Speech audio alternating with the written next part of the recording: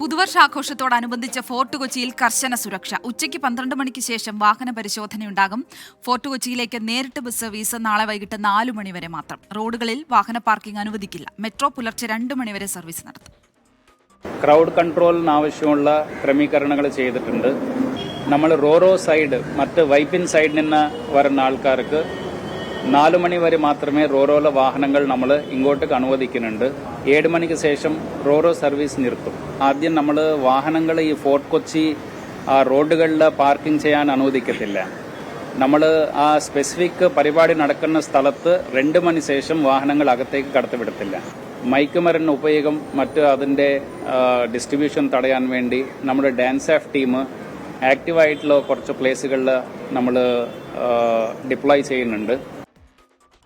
S Shyamkumar കൊച്ചിയിൽ നിന്ന് വിവരങ്ങൾ നൽകും. ശ്യാം, പുതുവർഷം പിറക്കാൻ മണിക്കൂറുകൾ മാത്രം ബാക്കി. എന്തൊക്കെ തരത്തിലുള്ള ക്രമീകരണങ്ങളാണ് കൊച്ചി നഗരത്തിൽ, പ്രത്യേകിച്ച് ഫോർട്ട് കൊച്ചിയിൽ?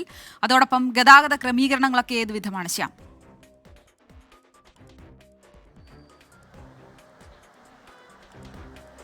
ആയിരത്തിലധികം പോലീസ് ഉദ്യോഗസ്ഥരുടെയും മറ്റും നേരിട്ടുള്ള നിയന്ത്രണത്തിലാണ് സുരക്ഷാ ക്രമീകരണങ്ങൾ ഒരുക്കിയിരിക്കുന്നത്. അതിനു പുറമെ CCTV ക്യാമറകളും സ്ഥാപിച്ച് സുരക്ഷ ഉറപ്പാക്കുമെന്നാണ് പോലീസ് കമ്മീഷണർ അല്പസമയം മുമ്പ് പറഞ്ഞത്. പ്രത്യേകിച്ച് ഫോർട്ട് കൊച്ചി മേഖലയിൽ നാളെ ഉച്ചയ്ക്ക് 2 മണി മുതൽ വാഹന നിയന്ത്രണങ്ങൾ ഏർപ്പെടുത്തുമെന്നുള്ളത് അറിയിച്ചിട്ടുണ്ട്.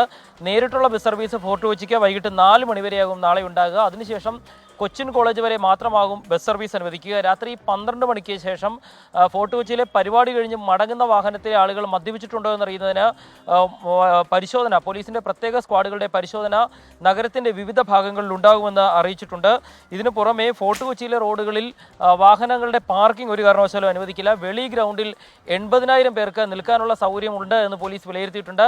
അതിൽ കൂടുതൽ ആളുകൾ എത്തിക്കഴിഞ്ഞാൽ നഗരത്തിൻ്റെ വിവിധ ഭാഗങ്ങളിലെ ആളുകൾക്ക് ഫോർട്ട് കൊച്ചിയിലേക്ക് കടക്കുന്നതിന് നിയന്ത്രണം ഉണ്ടാകും. നാളെ രാത്രി 12 മണിക്ക് ശേഷം 50 ബസ്സുകൾക്കാണ് സ്പെഷ്യൽ പെർമിറ്റ് നൽകിയിരിക്കുന്നത്. അത് കൊച്ചിയിലേക്ക് കൂടുതൽ ഈ പരിപാടിക്ക് ശേഷം ആളുകളെ കൊണ്ടുവരുന്നതിന് വേണ്ടിയിട്ടാണ് പെർമിറ്റ് എന്ന് അനുവദിച്ചിട്ടുണ്ട്.